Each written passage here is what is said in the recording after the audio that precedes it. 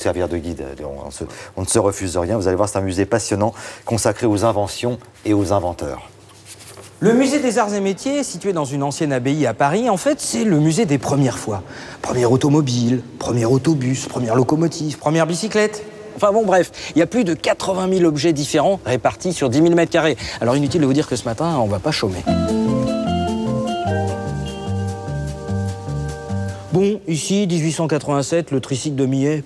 Il n'y a pas de quoi casser 3 pattes à un canard. Détrompez-vous. Premièrement, ici, vous avez une roue équipée d'un moteur en étoile. Ça a l'air de rien, mais ce sont les moteurs qui vont équiper les avions plus tard. Et puis cette roue, regardez, il n'y a pas de pneus.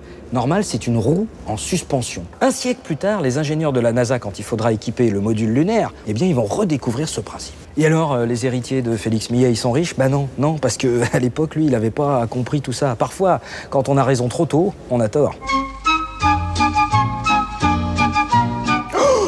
Un Minitel? Si on m'avait dit qu'il y aurait un Minitel dans un musée... Oh, ce coup de vieux, c'était pas beau, hein.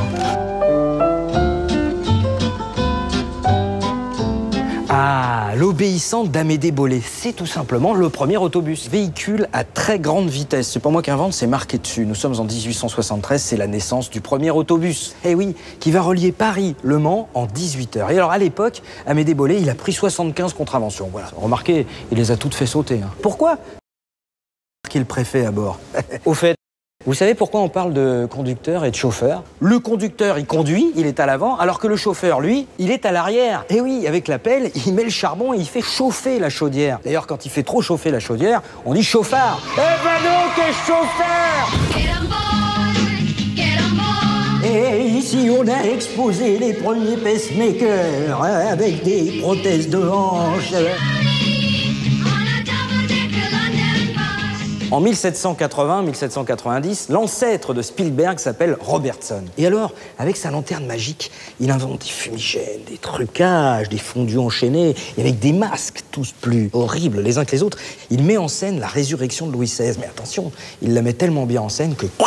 il est mis aux arrêts, et au revoir, monsieur Robertson. Once I loved, and I was a guess. Soon turned out.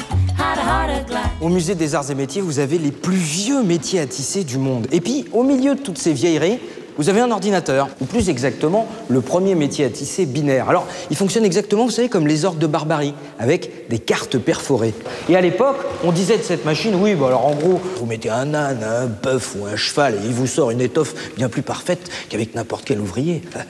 Le métier de Vaucanson, c'est un peu le début de la fin pour le travail manuel.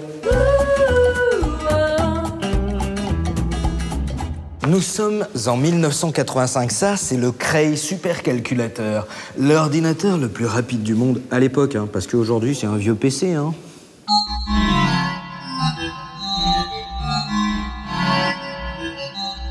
En 1890, lorsque Clément Ader invente l'éole, il n'a aucune idée de ce que c'est que l'aviation ou même un avion. Alors comment fait-il? Il va s'inspirer de la nature, et en l'occurrence d'une chauve-souris. Oh, et alors, c'est le premier avion bionique, de bio, biologique, et nique, mécanique, voilà. Et alors, vous me direz, Batman, l'homme chauve-souris, tout ça. Pff, Batman, escroc, baltringue, copieur. Il a attendu un siècle pour faire la même chose.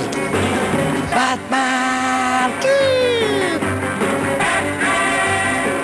Voilà, c'est terminé pour la première partie. Bah oui, parce que si vous êtes fidèle au bloc-notes de Télématin, vous aurez le droit à la suite cette semaine. Si, promis. La première fois, allez savoir, j'ai oublié la première fois.